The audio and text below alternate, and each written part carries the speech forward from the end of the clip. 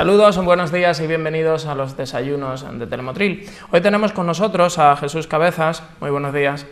Hola, buenos días. Poeta, doctor, y viene a hablarnos de su último trabajo que presenta el viernes 1 de diciembre en el Calderón, Los recodos de la memoria, álbum de familia. ¿Qué empeño, qué trabajo ha puesto en ese libro? Pues he puesto bastante dosis de afecto, ¿no? Y de cariño. En realidad este libro es un homenaje a la memoria de mis padres, que ya murieron, de mis tíos, a los tíos que tanto quise, que también murieron ya todos. Yo soy el menor de 4 hermanos y el menor de la familia, de todos los primos, tanto por parte de padre como por parte de madre, ¿no? Tengo ya primos que han muerto con más de 80 años, en fin. Entonces la idea era hacer un homenaje a esos recuerdos y a esos, digamos, pequeños detalles familiares que se perderán, como decía en aquella película famosa, como lágrimas en la lluvia, cuando yo me vaya al otro barrio, ¿no? Entonces quería, antes de que la memoria comience a fallarme a mí, hacer un homenaje a todos ellos, ¿no? Y esa es un poco la idea de este libro. Desde el primer poema, desde Familia Numerosa, ya empieza a quedar claro el objetivo del libro. Sí, el libro está, digamos, diseñado como un fotopoemario, ¿no? Un fotopoemario es un libro de poemas donde cada poema se acompaña de una foto, ¿no? Y el poema va de lo que va a la foto, ¿no? Entonces yo he hecho, el libro lo componen 30 poemas, ¿no? A cada una de las 30 fotografías que yo he seleccionado de un álbum familiar, ¿no? Del álbum que hemos tenido en la casa toda la vida de Dios. Bueno, entonces las fotografías estaban como en una lata de carne membrillo y eso, ¿no? Yo ya luego... Y de la manzanilla, ¿no? Y también. Hay el autor del prólogo, José Luis García Herrera, un poeta amigo mío, decía que en su familia la guardaban en una lata de colacao grande, ¿no?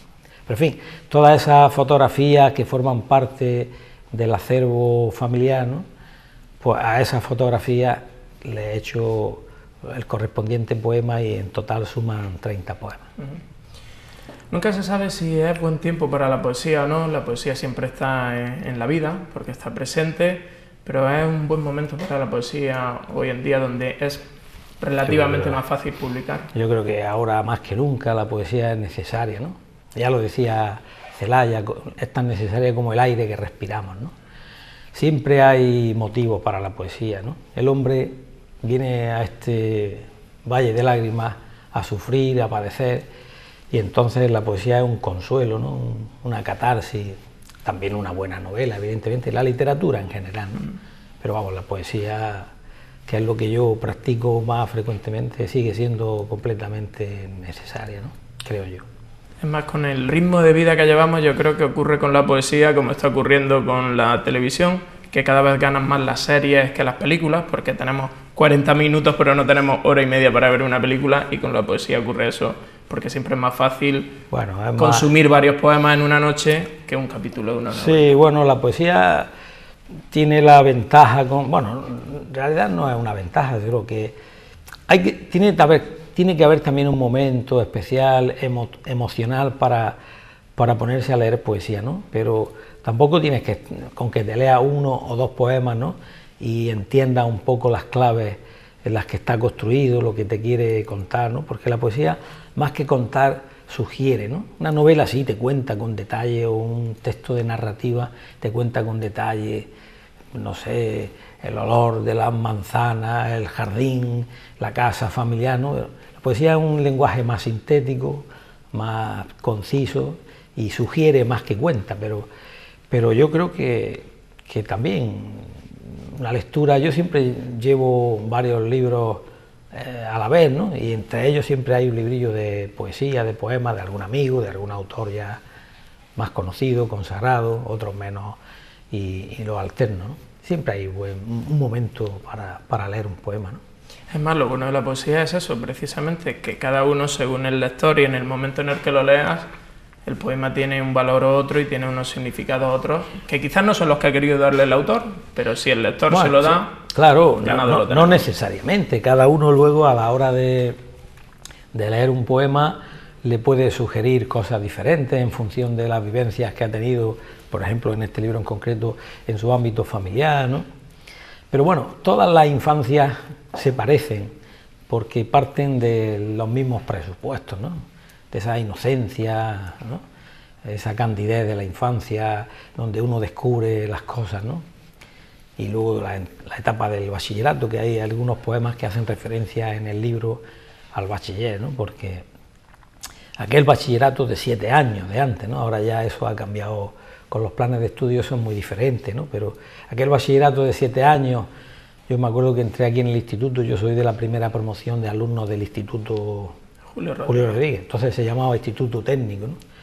Pues yo entré con 10 años y salí con 17, ¿no? Esos 7 años marcan la vida de un joven, ¿no? De un adolescente, porque en esos 7 años se descubre pues la verdadera amistad, ¿no? Los compañeros, el sentido de las cosas, de la vida, ¿no?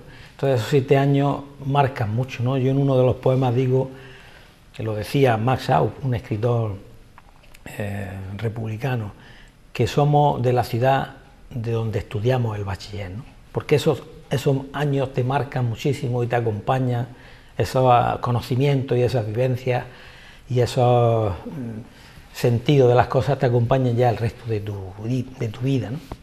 Así que también luego cambia la universidad y también hace referencia a ella, también, porque quizás los que hemos estudiado el bachiller o bachillerato, que en mi caso era el BUPI y el COU, sí, cuando lo haces en tu misma ciudad no es lo mismo que cuando te tienes que desplazar con todo lo que implica, aunque fueran 70 kilómetros, los 70 kilómetros de hace unos años 70 kilómetros en mi caso concreto, 70 kilómetros con una carretera que iba a la Alsina y tardaba 2 horas y media en llegar a Granada con miles de curvas, y en los años 70 kilómetros eran mucha distancia, y también en aquellos años todavía el desarrollo de las cosas y de la infraestructura y todo eso no estaba como ahora, ¿no? Entonces la universidad ya era otro mundo, porque allí ya descubrías, en fin, te iniciabas en el mundo de, no sé, de la asamblea, de la política, descubres el cine de autor y todo lo que acompañaba a la vida y al mundo universitario, ¿no? Podía faltar a clase y no pasaba nada. Entonces el joven se debatía entre, ¿no?, la responsabilidad. Había gente que trabajaba poco, ¿no?, pero la mayoría éramos gente responsable que queríamos terminar nuestros estudios, claro. Y es cuando se empieza a conocer lo que es la independencia económica, Claro. cuando se depende de una beca o de unos padres, que es prácticamente lo que le ocurre a los gobiernos regionales, que son dependientes, pero siempre dependen del Claro, rico. claro. Tienes que organizar tu vida, que en el bachillerato has estado comiendo en la casa de tus padres y alojándote en la casa de tus padres, ahora tienes que compartir piso con otros compañeros, hay que limpiar ese piso, hay que comprar, hay que hacer la comida, etcétera, ¿no? O sea que ese era otro, digamos, otra cosa distinta, otro mundo diferente. Entre esa treintena de poemas, repasándolo un poco en PDF, porque aún no teníamos el libro físicamente, estaba en talleres cuando, sí. cuando estuvimos concertando. Yo creo que me lo dan talleres. ya en estos días. Estaba en talleres todavía, en la imprenta comercial de Manolo Eras, pues editado por Alulia en Salobreña, pero que se ha imprimido aquí en Motril. Uno de los que más me ha gustado ha sido Playa de las Azucenas. Quizás porque todos tenemos un recuerdo, quizás los primeros recuerdos positivos de nuestra infancia y compartidos con la familia, principalmente amigos o primos, eso, la playa. Y ese poema a mí personalmente me ha encantado por eso, por esa influencia que tiene de los primeros recuerdos de la infancia. Claro, todos los que somos costeros, ¿no?, o marengos, tenemos un recuerdo siempre emocionado de aquellos días de infancia, esos días azules y ese sol de la infancia del que hablaba Machado, ¿no?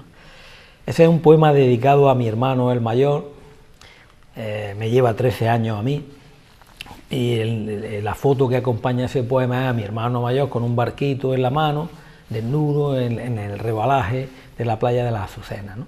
Yo no había nacido, evidentemente, pero sí, ese mundo de la infancia está muy ligado en los que hemos vivido aquí, a tardes de sol y de playa y de juegos, ¿no? La verdad es que es un poema que, en fin, me gusta porque refleja un poco ese sentimiento que todos tenemos, ¿no? sobre el mar, ¿no? Y sobre los juegos de la infancia.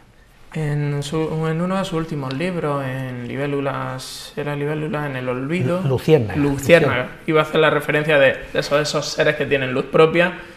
Motril es una ciudad de poetas, con luz propia, pero que quizás no han tenido siempre esa iluminación que necesitan. Ese es el problema de este pueblo y me imagino que de más pueblos, ¿no?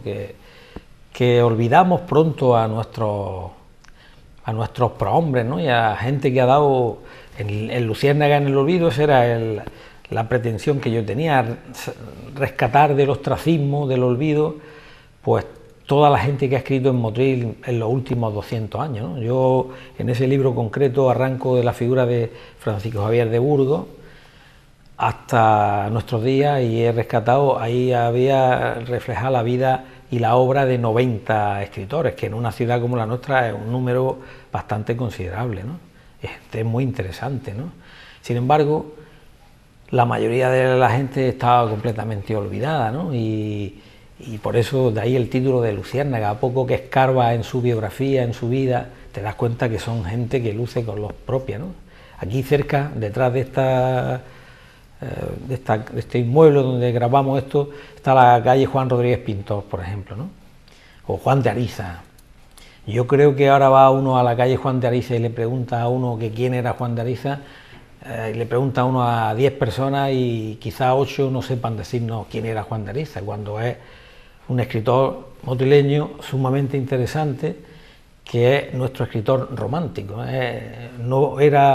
No alcanzó la fama, por ejemplo, de Bécquer, pero era coetáneo de Bécquer y una persona interesantísima, escribía muy bien, ¿no? Y así con tantos como escritores como aparecen en el libro, ¿no? Y es una pena, como ocurre con la historia, que la literatura de tu ciudad, que al final nos limitamos. Entiendo que los programas educativos están limitados y que tienes que conocer las obras principales, sí, pero no conocer lo que se hace en tu ciudad es quizás lo más triste. Esa es una de las pegas que, de las quejas que siempre hemos manifestado los escritores, los poetas motrileños, ¿no? Que quizás debería de haber un pequeño, que sea pequeño, espacio para que los escolares motrileños, los niños de Motril conozcan la literatura que se hace o que se ha hecho en nuestra ciudad, ¿no? Hay algunos profesores, me consta, porque yo he estado en algún instituto a lo mejor leyendo poemas, yo y algunos otros poetas motrileños más, ¿no? Que sí se preocupan por tener un poco un pequeño recuerdo a esas personas, que son personas que de carne y hueso, que viven diariamente la misma realidad que ellos, ¿no? Pero generalmente no es así, generalmente no es así. Hoy en día las nuevas tecnologías facilitan la comunicación, facilitan publicar cualquier tipo de trabajo artístico, ya sea literatura, arte, cualquier cosa. Y está ahí la duda entre si seguimos con el libro en papel, que siempre tiene solo abrir el libro y oler la goma, la tinta y la goma ya aporta, o el libro electrónico. ¿Usted de qué es más? Yo soy más de libro de papel. Y será difícil que yo cambie. Es más cómodo, tiene esas características organolépticas que tú dices, el tacto, el olor, el aroma, ¿no? Y luego que es cómodo porque, en fin, tú tienes tu estantería allí puesta, ordenada, de una forma un poco minuciosa y caprichosa, ¿no? Autores motrileños, poesía, novela, ensayo. Lo otro, evidentemente, también aporta una comodidad tremenda. En un espacio mínimo puedes tener cientos de volúmenes, ¿no? Pero yo soy partidario aún todavía del libro de papel. Y lo del libro electrónico, lo malo es que tiene que en este país de pícaros la piratería funciona a la perfección, y casi que llega el libro antes de forma ilegal que de forma currada, porque hay mucha gente que trabaja en el entorno de las editoriales y mucha gente que uno cuando trabaja necesita una compensación, y el libro electrónico facilita esa piratería, desgraciadamente. También facilita la comunicación, pero es que como todo en la vida, pues tiene pros y contras. Es cierto. Pues Jesús Cabezas, ¿Qué podemos hablar del programa de presentación, ya que quedan unos minutos? Bueno, ¿cómo se va a desarrollar esa presentación? Está preparándome un compañero mío de trabajo, Salvador Mangas, que es un magnífico compañero de trabajo. Estamos haciendo un montaje, realmente lo está haciendo él. Yo no soy muy... no estoy muy ducho en temas electrónicos, informáticos y tal, ¿no? Pero en fin, yo le doy las claves y él está trabajando, estamos trabajando en un montaje donde van a ir apareciendo todas las fotografías y las ilustraciones que aparecen en el libro, se van a proyectar en la pantalla del Teatro Calderón, con música así un poco de los años de mi infancia, juventud, ¿no?